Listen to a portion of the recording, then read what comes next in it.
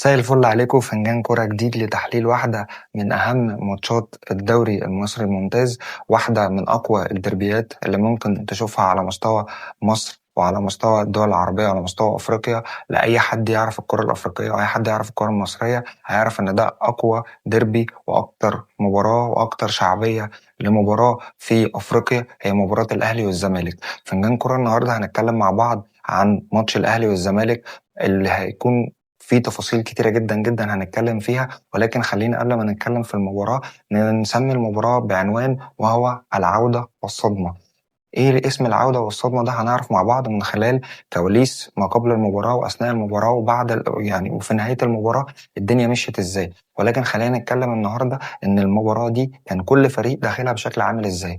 الاهلي كان داخل المباراة دي بشكل ايجابي وبشكل سلبي. الشكل السلبي ان الفريق للاسف الفترة اللي فاتت كان سيء جدا فنيا، وما كانش فيه كورة بتتقدم في الملعب، فكان ده قالق جدا جمهور الاهلي. الفكرة التانية ويمكن هي الأولى قبل يعني الفكرة الأولانية، فكرة روح الفانلة الحمراء، ودي واحدة من أهم الحاجات اللي دايما بنتكلم فيها، ان لو روح الفانلة الحمراء موجودة حتى لو الفنيات مش احسن حاجة فدي بتفرق في تاريخ بطولات كتيرة وفي تاريخ ماتشات كتيرة جدا جدا حسمها الأهلي لصالحه. النقطة الثالثة نقطة تغيير المدرب ووجود مدرب مؤقت والفريق مشغول واللعيبة مشغولة. طب مين المدرب اللي جاي؟ طب هيبقى شخصيته عاملة ازاي؟ الإدارة مركزة مع موضوع المدرب. كابتن عماد النحاس عارف إن هو مش قاعد، فهل تركيزه في الماتش كان عامل إزاي؟ كل دي من كواليس من الماتش. خلينا نتكلم برضو عن نقطة الإصابات ووجود عدد من الإصابات في الفريق زي إمام عاشور، أشرف داري، يزيزو، كريم فؤاد، محمد شكري، بيكهام. إصابات كتيرة وإصابات مؤثرة. لو اللعيب ده حتى لو هو مش أساسي فهو بديل قوي يتم الاستعانة بيه وموجود، هيبقى موجود على الدكة، هتستفاد منه في خلال الماتش. اللعيبة دي اوريدي مش موجودة. وطبعا أوراق مهمة جدا زي زيزو وإمام، دول لو موجودين وفي حالتهم الصحية والفنية الجيدة هيكون بيشكلوا بشكل أساسي. طيب نروح للنقطة دي، النقطة السلبية اللي موجودة في النادي الأهلي، وطبعا بالإضافة إلى نقطة مهمة جدا جدا وهي اللي كان الناس بتتكلم عنها في الفترة الأخيرة، وهي نقطة اوضه اللبس ومشاكل اوضه اللبس. والمشاكل اللي ظاهره، مشكله قفشه والشناوي اللي في الماتش الاخير، اللي قبل الاخير، مشكله ياسر ومين احق بفكره ان انتوا بتختاروا ازاي رجل المباراه، وطبعا مروان عطيه، مشكله اصل امام وتجديده، مشكله زيزو وفكره ان هو مضغوط وماتش الزمالك والدنيا ماشيه معاه ازاي، ديانج وقصه تجديد عقده، عبد القادر قاعد ولا رايح الزمالك ولا وضعه ايه، حسين الشحات مكمل، الشناوي وحالته المتذبذبه، هو مصطفى شوبير. حاجات كتيره جدا جدا جدا جدا سلبيه مؤثره على الفريق.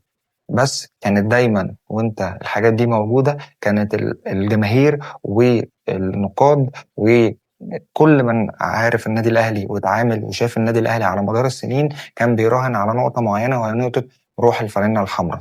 النقطة الإيجابية اللي كانت موجودة للنادي الأهلي هي فكرة الانتصارات اللي حصلت في الفترة الأخيرة وتعثر الزمالك في آخر ماتش، فده جعل من الماتش ده ماتش مهم جدا، خلق فيه دوافع. فكرة إن أنا لما ألعب الماتش ده بقوة وأكسب نادي الزمالك فهرجع تاني جدا جدا جدا بشكل قوي، وهكون الفرق ما بيني وبين الزمالك نقطتين، وهيبقى ليا ماتش الزمالك في اسبوع من الاسابيع هيريح والاهلي هيلعب. فلما الاهلي يكسب الماتش اللي هيبقى فاضل له في حاله ان هو كان كسب الزمالك، او زي ما حصل النهارده ان هو كسب الزمالك، فهيبقى هنكون الموضوع بالنسبه له ان الاهلي هيبقى متفوق في جدول الدوري. طبيعي ان انت بتبص على المتصدر في الوقت الحالي، حتى لو بيراميدز بينافس، المصري بينافس، وهكذا وهكذا وهكذا.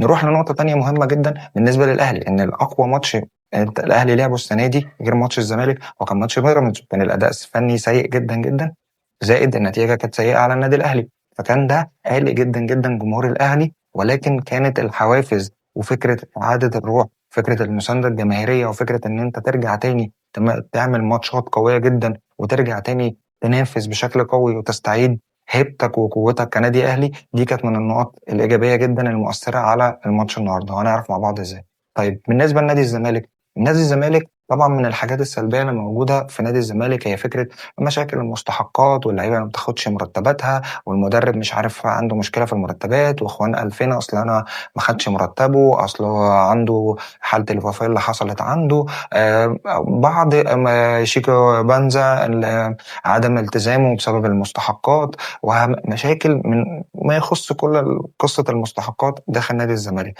أما بالنسبة للجانب الفني فالزمالك أو بالشكل الإيجابي في الجانب الفني إن الزمالك يمتلك مدرب ثابت معاه، بعيدا عن القدرات الفنية اللي هنتكلم فيها في خلال الماتش. مدرب ثابت معاه، نتكلم على لعيبة موجودة في نادي الزمالك سواء في التشكيل الأساسي ومعاه لعيبة احتياطي بشكل كويس جدا. يمكن نسبة الإصابات والإيقافات اللي موجودة في نادي الزمالك مش كبيرة، في إصابات طبعا مؤثرة ولكن برضه ما كانتش كبيرة بالشكل اللي يأثر على الفريق بالشكل اللي حصل النهارده. طيب وده كواليس ما قبل المباراة. طب لما نيجي ندخل للمباراة واستعداد كل فريق والتشكيل اللي حصل لكل فريق، ما تيجي تبص لتشكيل النادي الأهلي في حراسة المرمى محمد الشناوي. طبعا زي ما قلنا لحضراتكم فكرة مشاركة محمد الشناوي أو مصطفى شوبير احنا مش شايفين الأداء الواو من حد من الاتنين عشان نقعد التاني، فده قرار المدرب. ومحمد الشناوي في الفترة الأخيرة ماشي بشكل كويس، وهو برضو مشاركته النهاردة في ظل الخبرات والمواقف الصعبة وكابتن الفريق لها الأفضلية في مشاركته النهاردة. وجود محمد هاني في الباك اليمين، وجود التشكيلة الدفاعية الاضطرارية ياسر إبراهيم وياسين مرعي، وفي الباك الشمال كوكا نظرا لإصابة طبعا محمد شكري، ومفيش حد يلعب في الناحية دي، ودي أزمة كبيرة جدا جدا موجودة في النادي. لما تتكلم في نص الملعب مروان عطية وبن رمضان، نتكلم من وينج الشمال بن شرقي، على الوينج اليمين طاهر محمد طاهر، ومن تحتهم تريزيجيه والمهاجم محمد شريف. لما تيجي تسألني من وجهة نظري الشخصية هل التشكيل ده هو كان التشكيل الأفضل بالنسبة للنادي الأهلي النهارده؟ هقول لك لأ، لأن مشاركة كوكا كباك شمال، أنا بتكلم على ما قبل المباراة أول ما شفت التشكيل، مشاركة كوكا كباك شمال هو مش جيد في نقطة الباك الشمال، أو هو مش قوي في الناحية الدفاعية في الباك الشمال، هو مش قوي من الناحية الهجومية، فده بيأثر عليه. وزي ما قلت لك قبل كده بيقلل من رصيد كوكا اللي هو اوريدي يلعب في نص الملعب في مركز 6، هو بديل قوي جدا جدا لمروان عطية. طيب لما تيجي تبص على مشاركة طاهر اللي بقاله فترة ما بيقدمش مستويات جيدة، ففي لعيبة تستحق ان هي ممكن تلعب زي مثلا حسين الشحات ان هو يكون يبتدي بالماتش. فده وجهة نظري ان تشكيل الماتش في البداية بالنسبة للنادي الأهلي ما كانش أفضل تشكيل، ولكن دي احداث بيقراها المدرب كابتن عماد النحاس، وبيشوف هيبتدي الماتش ازاي، وبيشوف الوضع بالنسبه له هيكون ماشي ازاي. طب بالنسبه لتشكيله نادي الزمالك هي التشكيله المعتاده تقريبا، وجود محمد صبحي بحراسه المرمى، عمر جابر، محمد اسماعيل، ومعاهم حسام عبد المجيد باك شمال بنتايج، وجود في نص الملعب ناصر ماهر، عبد الله السعيد، دونجا، وفي الجانب الامامي ادم كايد وعدي الدباغ، ومعاهم في اخوان الفين. تمام. طيب لما تيجي تبص لتشكيل نادي الزمالك من وجهة نظري برضو ان كان تشكيل نادي الزمالك ما كانش الافضل تشكيلا. ليه؟ لان انت النهارده بتلاعب النادي الاهلي اللي يمتلك واحده من افضل السكواد للعيبه نص الملعب اللعيبه الهجوميه، وبتلاعب الفريق بناصر ماهر اللي قدراته الدفاعيه في قدراته الدفاعيه قليله، وعبد الله السعيد اللي يعني هو واحد من اهم اللعيبه اللي عدت على الكوره في مصر، وراجل محترف ولعب ومارس وبشكل كويس جدا جدا، ولكن في الاخر بحكم السن واللياقه وحجم الجري اللي في الماتش ده هل هو هيكون قادر على ده في الماتش؟ من ناصر ماهر، عبد الله السعيد، ومن وراهم دونجا، ان هم هيقدروا يتعاملوا مع هجوم الاهلي؟ دي انا كنت شايفه ان هي ما كانتش من احسن الحاجات، خصوصا ان انت بتلاعب ادم كايد اللي برضه بيتصنف واحد من لعيبه نص الملعب، حتى هو ما بيلعبش وينج شمال بالشكل الكويس، فبالنسبه له برضه لعيب في نص الملعب، فانت عدد كبير جدا من اللعيبه اللي في نص الملعب، وهو في الاخر هم مش كلهم اقوياء في فكره الناحيه الدفاعيه باستثناء دونج. تمام. طيب دي النقطه بقى الثانيه برضه، هل النهارده انا كنت لو انا مدرب نادي الزمالك هل انا كنت اقدر اغير الطريقه وفقا للمتاح؟ كنت اقدر اغير الطريقه، لان النهارده لو انا عندي غيابات محمد شحاته او محمود جهاد، محمد شحاته للاصابه، محمود جهاد لاسباب فنيه او الاصابه، يعني الاسباب مش واضحه، بس هنفترض ايا كان السبب، ولكن ان السبب ده كان مؤثر على عدم وجود الاثنين لعيبه، اقدر اغير الفرقه، اقدر اغير تشكيل الفرقه وطريقه اللعب. ممكن العب صلاح مصدق والعب بثلاثه، ممكن اخلي عمر جابر في نص الملعب، واستفاد ان انا لاعب مثلا صلاح مصدق في ناحيه اليمين. ممكن استخدم الونج واخلي الفريق بيلعب بثلاثه، واستفيد من اللعيبه من نص الملعب بحيث ان التامين الدفاعي يبقى كويس. ولكن دي برضو وجهة نظر المدرب نادي الزمالك فيريرا، وهو تعامله مع الماتش وبداية الماتش ما بين الفريقين، التشكيل اللي احنا قلناه بالنسبة للأهلي والتشكيل بالنسبة للزمالك.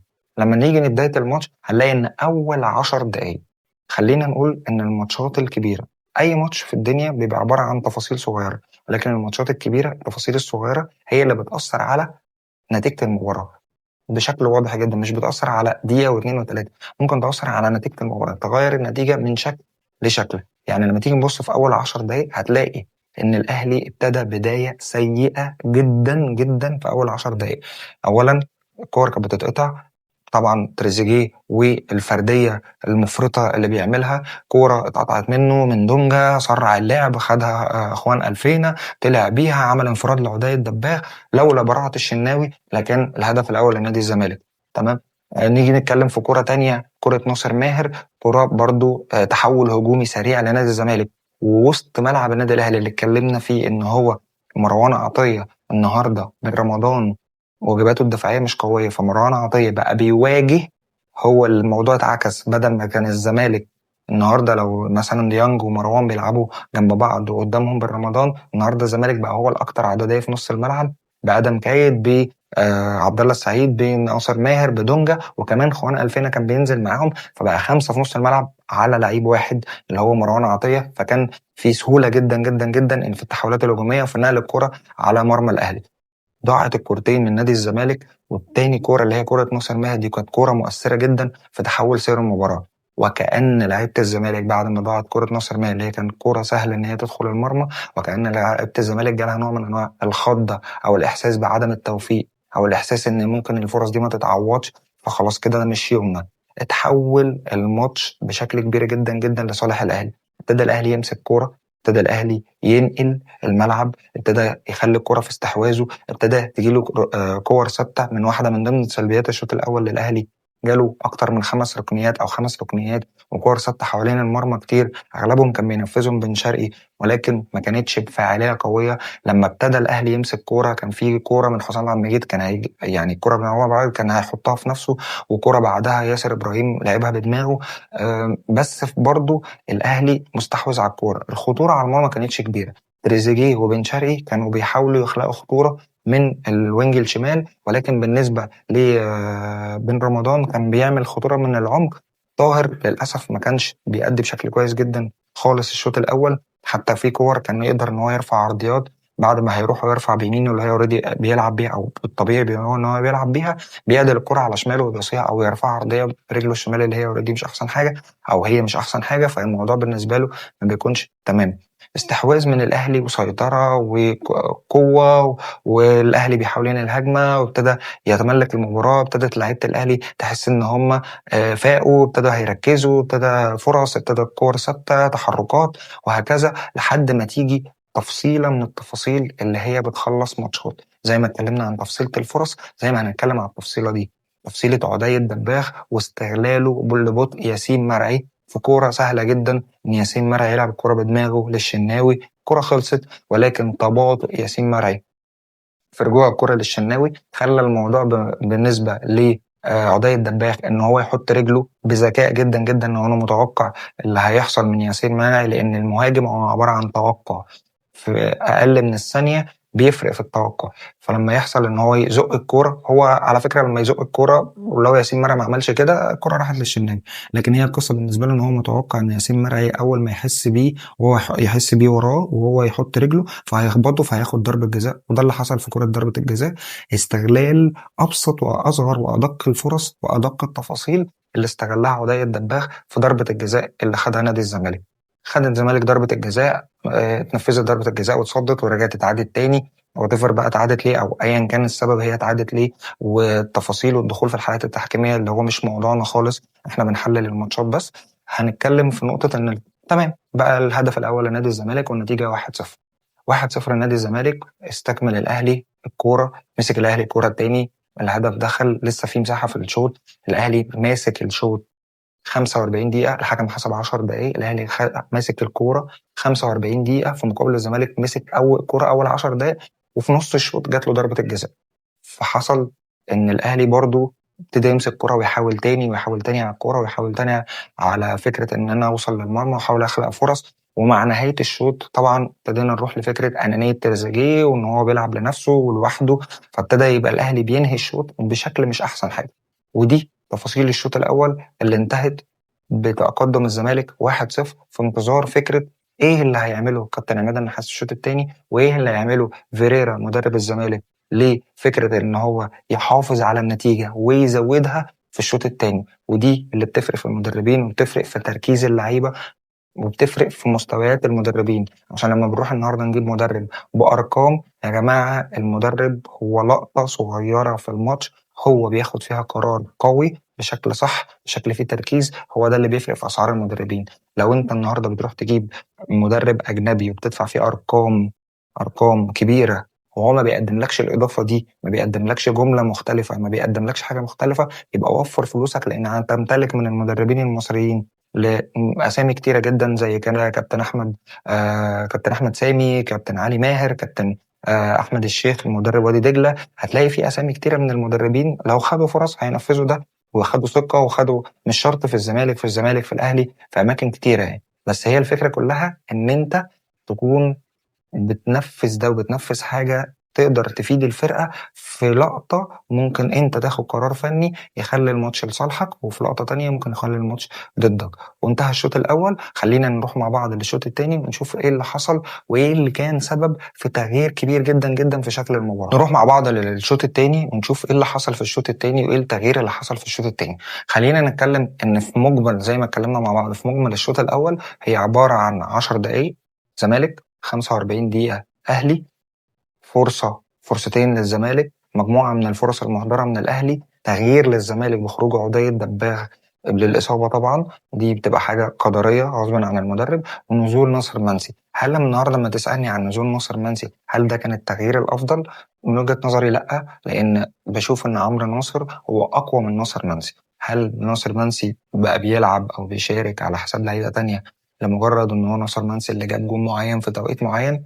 انا ما عنديش معلومه، يمكن هو واضح ان ناصر منسي، هل اجواء ناصر منسي فكره انه متعايش في ماتشات الاهلي فهو كان يبقى افضل نزوله من نزول عمرو ناصر؟ ولكن مع خلال مباراة ظهر ان ناصر منسي ما كانش اكتر كفاءة من عمرو ناصر، ولكن حصل التغيير. ناصر منسي ما كانش ليه اي دور خالص في المتبقي من الشوط الاول، ودخل الشوط الثاني دخل الزمالك بتشكيلته طبعا مع تغيير عضية الدباغ ونزول ناصر منسي، ودخل الاهلي بنفس التشكيلة بدون اي تغييرات.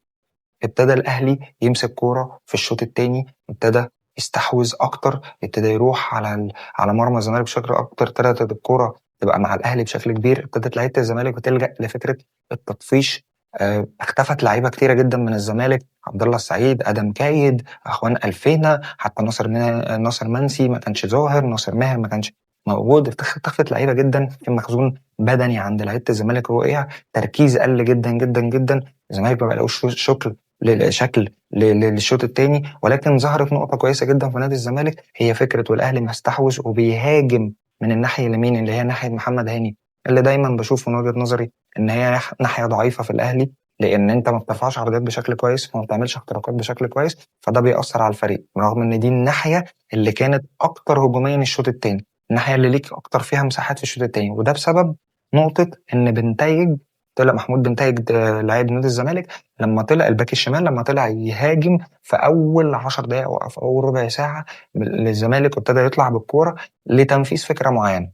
نجاح الفكره دي وصل لحد الدقيقه 60، وكانت التفصيله من ضمن تفاصيل الماتش، وهي فرصه بنتايج اللي لعبها بالعرض، يعتبر يعني في 3 ياردة، يعتبر على خط الجون، ولكن واحده من اهم واحسن القرارات اللي اتخذت في الماتش ده بعيدا عن الاهداف، هو قرار بن شرقي بالتغطيه العكسيه في الكره دي. ناصر ماهر كان هيحط جون بمنتهى السهوله، لكن واحد من ضمن احسن الحاجات اللي اتعملت واللي قليل جدا ان انا شفتها في تاريخ بن شرقي الكرة المصرية فكرة التغطية العكسية على اللي حصلت دي، ودي كانت نقطة تحول المباراة، نقطة في تحول المباراة. ليه هقول لك نقطة في تحول المباراة؟ لأن ببساطة جدا الكرة دي دخلت بقت 2-0 والأهلي مستحوذ. الأهلي هيشوف إن أنا عمال بمسك كرة بعمل أداء، بحاول بفرص، بحاول هجوميا، بحاول، والزمالك هو اللي بيجيب الأجوان، فالماتش هيتقفل. الزمالك هيبتدي يقفل، الأهلي هيبتدي يتوتر أكتر. ما أنا وأنا 1-0 وماسك الكرة وبروح بفرص عمال أضيع، أمال ما تبقى النتيجة 2-0 إيه اللي هيحصل؟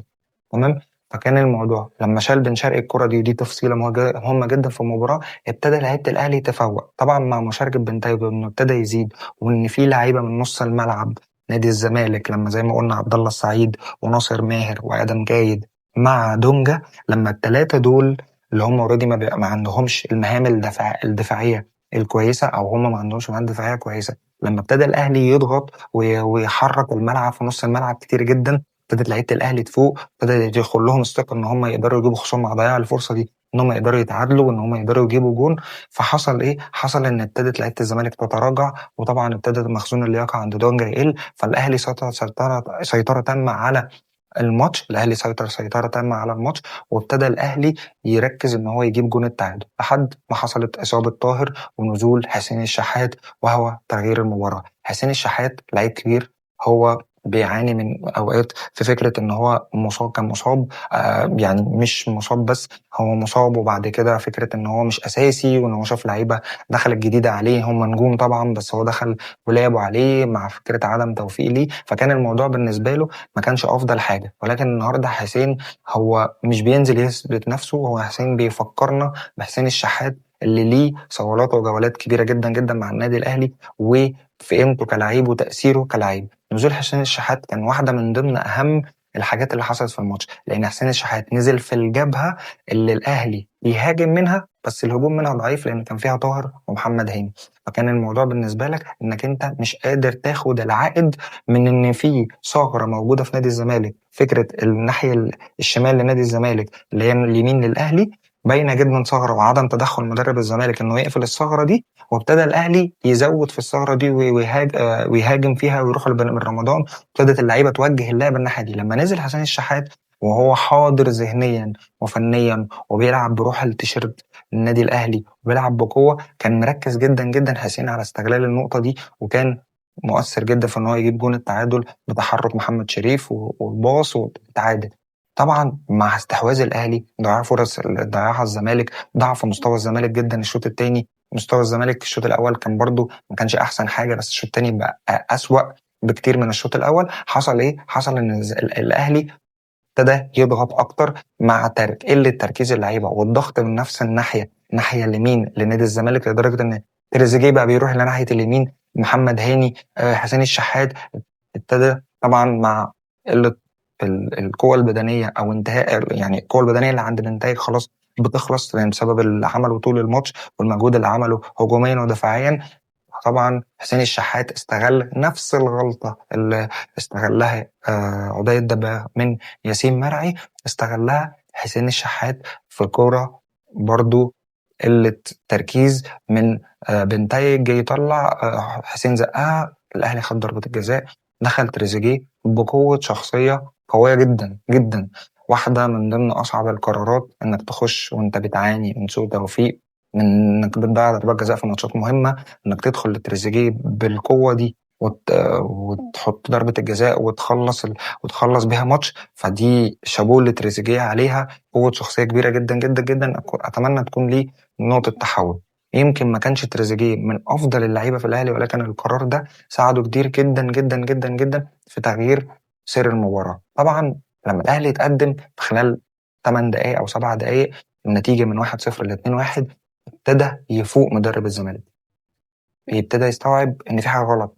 لا، هو تغييراتك المتاخره هي اللي عملت حاجه غلط، لان انت كنت السبب رئيسي جدا قبل لعيبه الزمالك وقبل المجهود البدني في تحول النتيجه دي. انت النهارده اللي اديت فرصه للنادي الاهلي ان هو مش بس يتعادل ويجيب التاني، وكان يقدر يجيب التالت واكتر.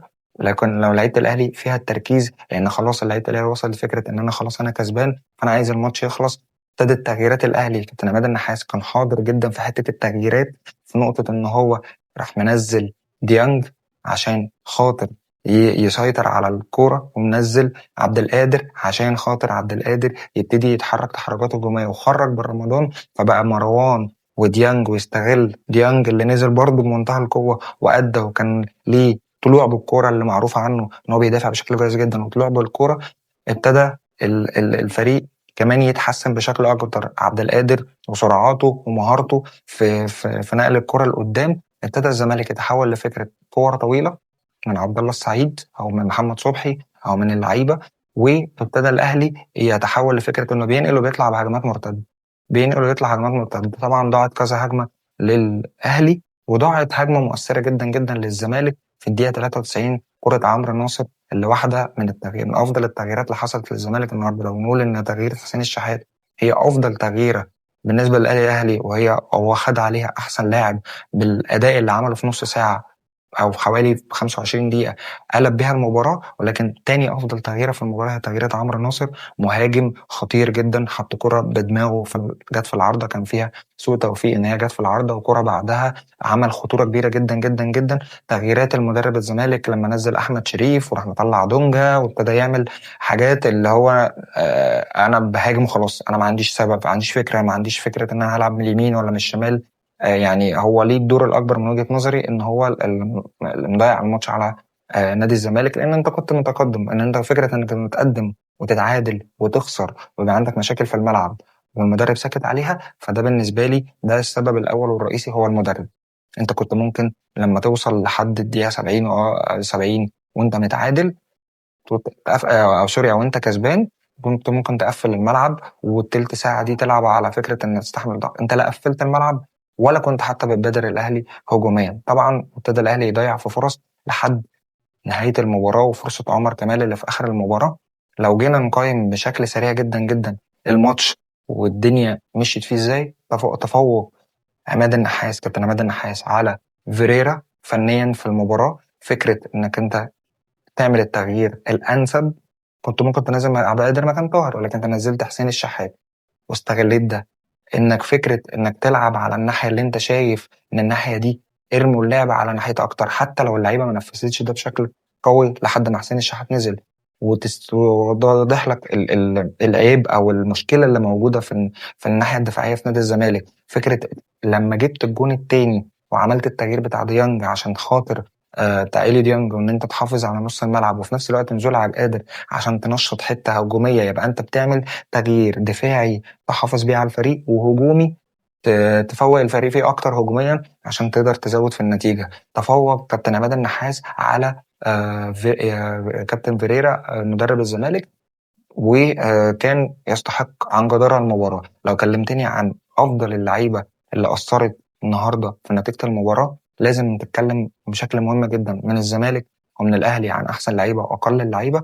لما تكلمني عن أفضل اللعيبة لازم تذكر محمد الشناوي النهاردة. واحدة من أحسن الماتشات اللي بيقدمها محمد الشناوي، سواء في الانفراد اللي صده في أول 10 دقايق وكان مؤثر في عكس نتيجة المباراة، أو في إن الزمالك ما يتقدمش من بدري قوي كده ويتقدم مثلا من نص الشوط فالاهلي ما يتخطفش من بدري كده.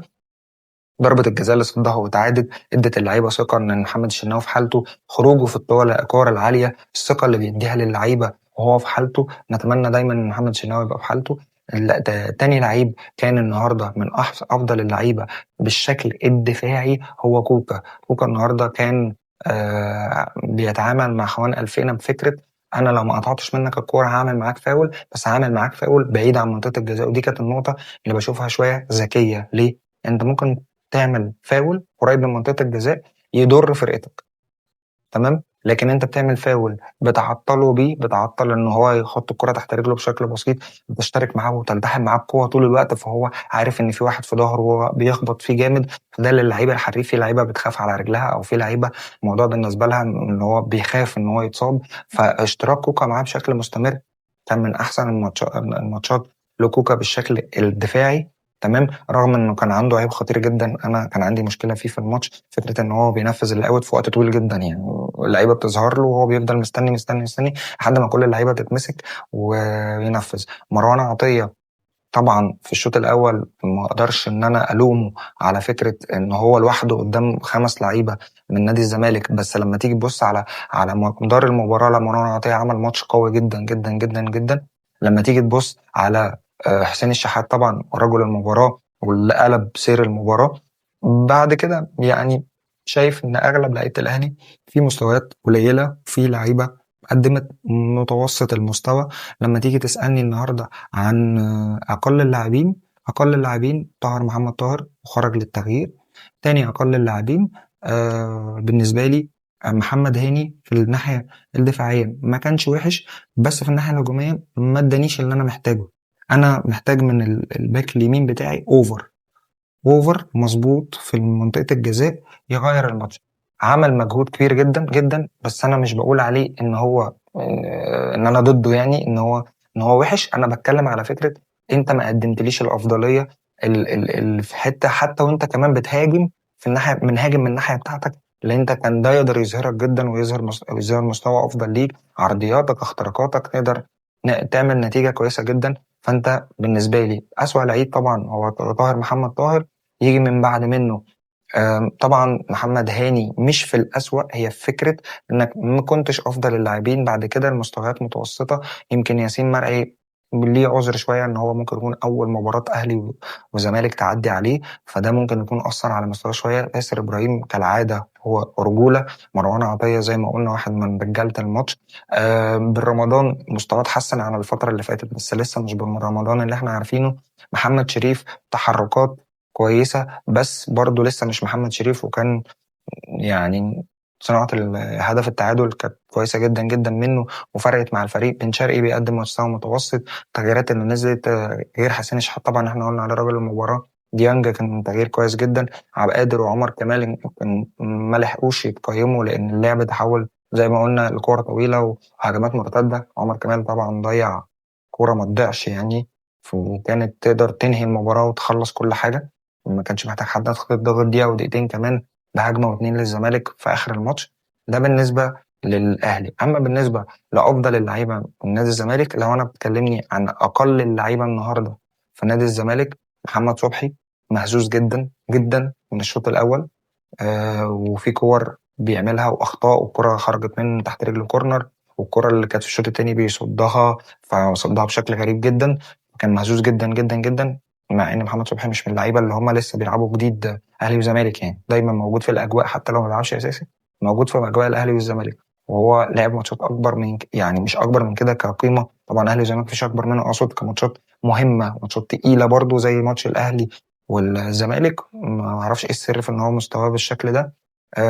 عمر جابر ما كانش يعني ما كانش وحش، بس ما كانش من افضل اللاعبين. محمد اسماعيل عمل ماتش قوي جدا جدا جدا، يعني واحد من اللعيبه اللي اتظلمت النهارده. حسام عبد المجيد ماتش قليل بالنسبه له. يعني اختلف عن السنه اللي فاتت. حسام عبد المجيد خالص السنه اللي فاتت كان بيتصنف واحد من اقوى المدافعين في الدوري المصري. السنه دي بدايه غير موفقه. لما تتكلم على الناحيه الشمال بنتايج لما كان ملتزم دفاعيا في الشوط الاول كان كويس جدا. لما اتحرك هجوميا ابتدى مع ضعف اللياقه وقله اللياقه عنده ابتدى يظهر ديفوهات بنتايج الدفاعيه، لان هو ما بيعملش الاثنين. وده رايي في بنتايج طول الوقت، ان هو يقوي دفاعيا يقوي هجوميا، ما بينفذش الاثنين. فده دايما لو هو قفل دفاعيا جدا فانت هتبقى مستمتع بيه كمتفرج، ان هو دفاعيا قوي بس مش هتستمتع بيه هجوميا. ولو هو طلع يهاجم فهتاخد منه اقوى عرضيات وتاخد منه اهداف، بس دفاعيا لازم حد يكون بيأمن عليه، مش هو الباك الشمال اللي بياخد الجبهة لوحده في الملعب. دونجا ما كانش برضو في أفضل حالاته. يعني أنا بالنسبة لي دونجا كلاعب كورة، أنا يعني وجهة نظري الشخصية هو مش من أفضل لعيبة نص الملعب اللي موجودة في نادي الزمالك. ويمكن مش من افضل لعيبه الكره اللي في وسط الملعب اللي موجوده في مصر. يمكن بادئ الموسم ده بدايه كويسه، ولكن برضو مع الضعف ومستوى الزمالك وان كان في ضغط كبير جدا عليه في سيطره الكره مع الاهلي، اختفى دونجا. عبد الله السعيد في واحده من اقل ماتشات عبد الله السعيد. ناصر ماهر كان في الشوط الاول كويس، الشوط الثاني اختفى تماما تماما. لما تيجي تتكلم على عضية الدباغ قدم اللي عليه لحد التغيير وتسببه في ضربة الجزاء. ادم كايد انا ما اعرفش، يعني انا بتفرج على ادم كايد ده مع نادي الزمالك، ما بقولش ان هو ما يلعبش، لا هو لعيب كويس، بس انا ما بشوفش ان هو يلعب وينج خالص. ده لعيب يلعب وسط الملعب، يعني ده بقى يا اما يلعب اساسي وعبد الله السعيد احتياطي، يا اما عبد الله السعيد اساسي وهو يبقى احتياطي لعبد الله السعيد. ده انسب مركز بالنسبه له، اللي هو مركز اللي هو مش مركز 8، كمان مركز 10، لانه هو واضح ان امكانياته كلها في استلام الكره من العمق والطلوع بيها. لما تيجي تتكلم على اسوأ اللاعبين النهارده في الزمالك، اخوان الفينا، هل هو ما كانش مركز؟ هل الظروف اللي كانت عنده، حاله الوفاه اللي عنده كانت جايباه بالشكل ده؟ ولكن خلص ماتش الاهلي والزمالك، ماتش ب3 نقط، خالص. هنرجع تاني وهنكمل الدوري، لسه بدري جدا على المنافسه. حق جمهور الاهلي انه يفرح بفريقه النهارده، يفرح باستعاده الروح. ومن حق جمهور الزمالك ان هو يتضايق، مش بيتضايق بس عشان خاطر الخساره، لا، بيتضايق عشان شكل الفريق وشكل اداء الفريق اللي كان متسبب فيه رئيسي مدرب نادي الزمالك، ثم اللعيبه بتاعت الزمالك ما ادتش بشكل قوي، خصوصا في ظل وجود الجمهورين، جمهور الزمالك وجمهور الاهلي، او جمهور الاهلي وجمهور الزمالك، اللي كانوا داعمين طول المباراه للعيبه. ده اللي خلى الماتش بعنوان العودة والصدمة. العودة هي عودة روح الفانلة الحمراء، وعودة النادي الأهلي بشكل قوي جدا، عودة اللعب بأقوى مستوى، ومحاولة الوصول لأقوى مستوى. ممكن يكون لسه أنت ما وصلش لأقوى مستوى، بس تلعب بأقوى حاجة عندك، ومحاولة العودة بشكل قوي جدا، محاولة تصدر تاني للدوري، محاولة إن أنا أرجع أرض الجمهور، إن أنا ألم الفرقة. دي كانت العودة بالنسبة للأهلي. وبالنسبة للزمالك كانت الصدمة مش بس في النتيجة، في إن خسارة الزمالك من الأهلي. الكورة فيها مكسب وخسارة، الماتش ده أنت بتبقى داخله 50-50، ولكن هو صدمة جمهور نادي الزمالك في مستوى الأداء والتراجع الفني الشديد للفريق، خصوصا إن الزمالك السنة دي لعب مثلا ماتش زي من الماتشات القوية، زي الماتش المصري، ماتش قوي جدا والزمالك كان كسبان فيه، مقدم كرة كويسة جدا. الماتش اللي فات حتى في الجون وهو بيتعادل، برضو الزمالك كان كويس جدا، بس اتخطف في آخر الماتش وقدم كورة كسر الهيار اللي حصل في فريق الزمالك. هل الضغط اللي حصل من النادي الأهلي على الزمالك فخلى لعيبة الزمالك تفقد الثقة؟ هل في كواليس محدش عارفها ده سبب في تأثير على مستوى لعيبة الزمالك النهاردة؟ بس في الآخر مفيش عذر لا لده ولا لده.